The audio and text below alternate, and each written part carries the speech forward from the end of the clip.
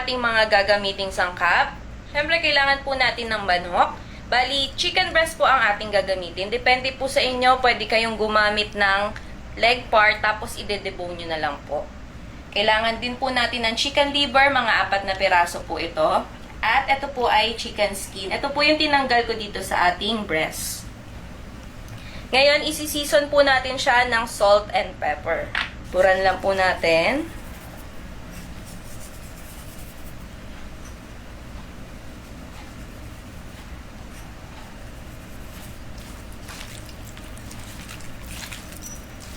Yan. At ibababad po natin ito at least 5 minutes po.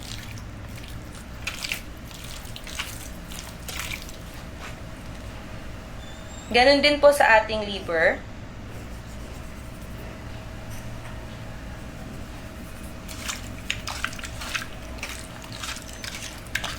At ang ating chicken skin.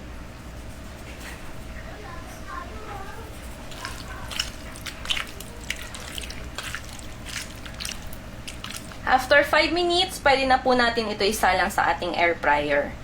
Siyempre, lagyan lang po muna natin ng konting mantika ang ating air fryer.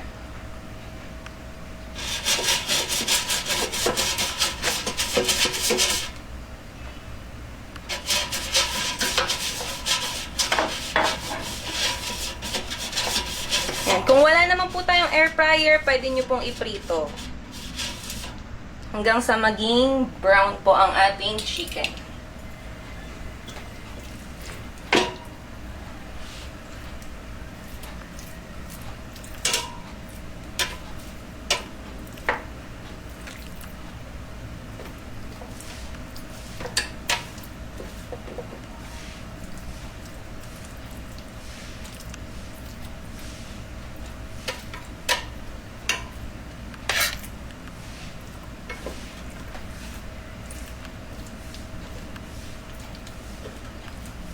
At ayan, nalagay na po natin. Isa lang na po natin sa ating air fryer.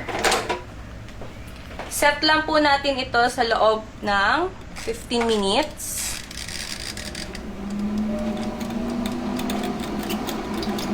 At 160 degrees Celsius. And after 15 minutes po, silipin na po natin.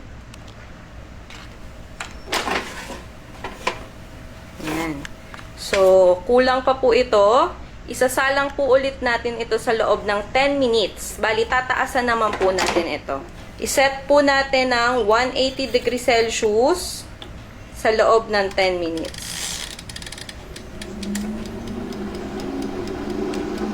Ayan, after 10 minutes, tapos na po ito.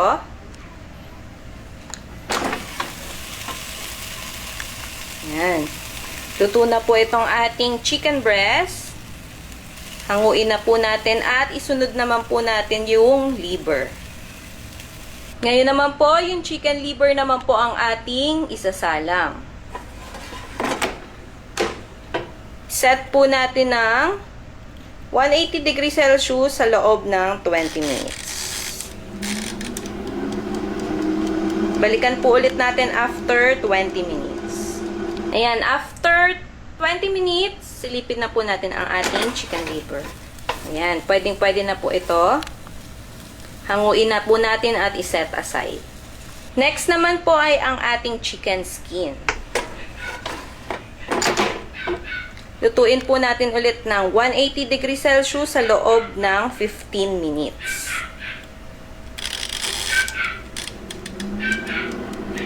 After 15 minutes, luto na po itong ating chicken skin. Ayan. Set aside po natin at simulan na po nating hiwain ang ating mga chicken. Simulan na po natin gayatin ang ating breast part at ang ating liver. Tatagtarin lang po natin siya ng maliliit.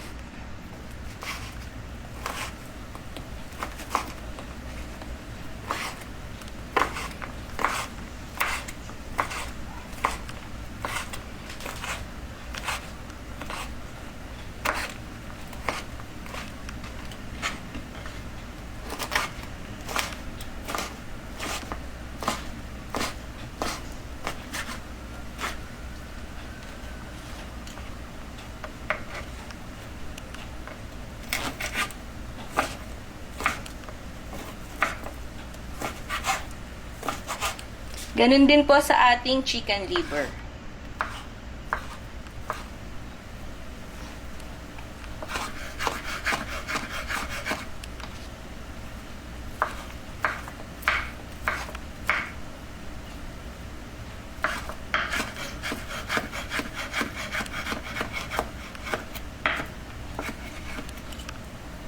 At ayan po, nahiwa na po natin ang ating liver at ang ating breast. So, paano? Simulan na po natin mag-gisa. Lagay po natin ang sibuyas. 2 pirasong malalaki po ito. Sunod na po natin ang bawang.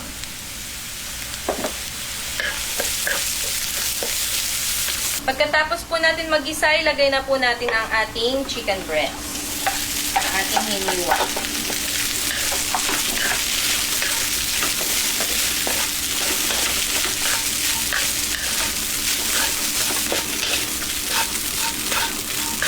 Isunod na rin po natin ang ating chicken liver.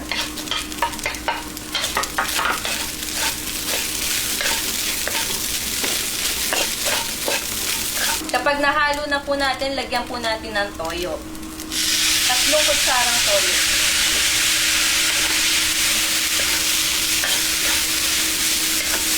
At pamintang durog.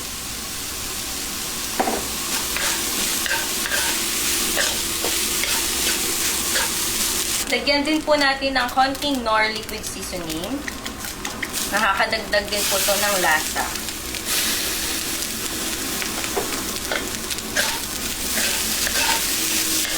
At lagyan po natin ng mayonnaise. Mga 3 kutsara po ito. Pwede po kayong hindi gumamit ng mayonnaise.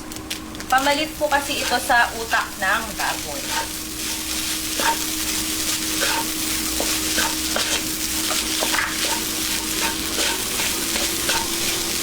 Ito kasi yung magsisilbing pandikit sa ating sisig. Yan, kung mapapansin nyo po, medyo nagdikit-dikit na po ang ating sisig. Ngayon, lalagyan na po natin ng sili. Depende po sa inyo kung gaano kaanghang. Siling pula at siling green.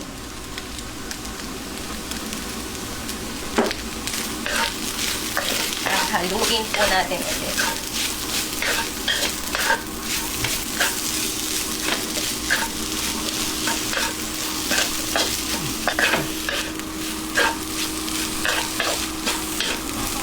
At ayan po, tapos na po natin lutuin ang ating chicken sisig. Ngayon naman po, isisisling na po natin siya. At ayan, i-ready na po natin ang ating sizzling plate. Lagyan po natin ng butter.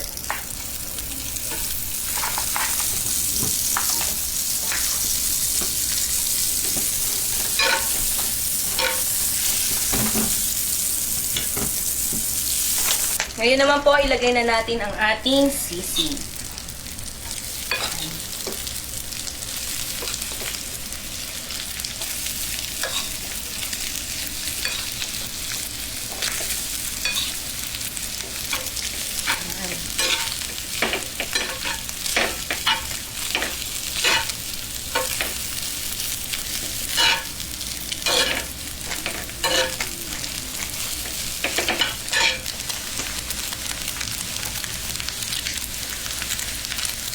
So, ready na po ang ating sizzling chicken sisig. So, paano mag-start na po tayo magmukbang? Thank you all for watching this here video. Please like and subscribe and follow. Much love from Little Yas to each of you. Content creator making videos on the